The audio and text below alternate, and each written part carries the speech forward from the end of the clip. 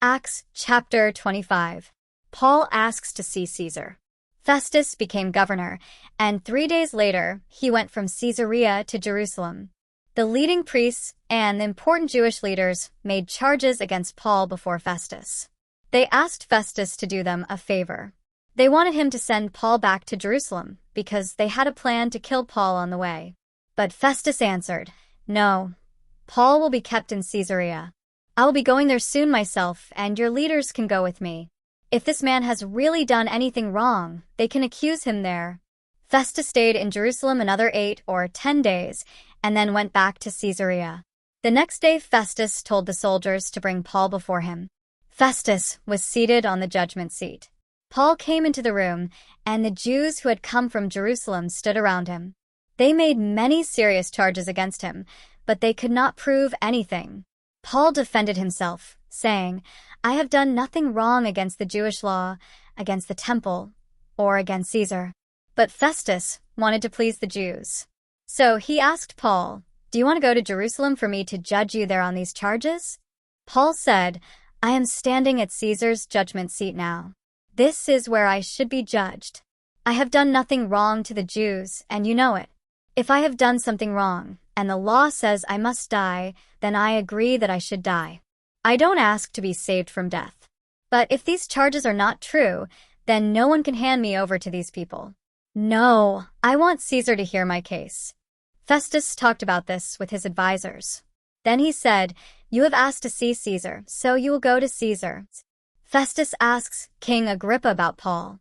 A few days later, King Agrippa and Bernice came to Caesarea to visit Festus. They stayed there many days, and Festus told the king about Paul's case. Festus said, "There is a man that Felix left in prison. When I went to Jerusalem, the leading priests and the older Jewish leaders there made charges against him. They wanted me to order his death. But I told them, when a man is accused of doing something wrong, Romans don't hand him over for others to judge. First, he must face the people accusing him, and then he must be allowed to defend himself against their charges. So when these Jews came here for the trial, I did not waste time. The next day I sat on the judgment seat and ordered Paul to be brought in. The Jews stood up and accused him. But they did not accuse him of the kind of crimes I thought they would. Their charges were all about their own religion and about a man named Jesus. Jesus died, but Paul said that he is still alive. I did not have any idea about how to judge these matters. So I asked Paul, "Do you want to go to Jerusalem and be judged there?" But Paul asked to be kept in Caesarea. He wants a decision from the emperor. So I ordered that he be held until I could send him to Caesar in Rome. Agrippa said to Festus, "I would like to hear this man too." Festus said, "Tomorrow you can hear him." The next day Agrippa and Bernice came to the meeting with great show, acting like very important people. They entered the room with military leaders and important men of the city. Festus ordered the soldiers to bring Paul in. Festus said, "King Agrippa, and all of you gathered here with us, you see this man.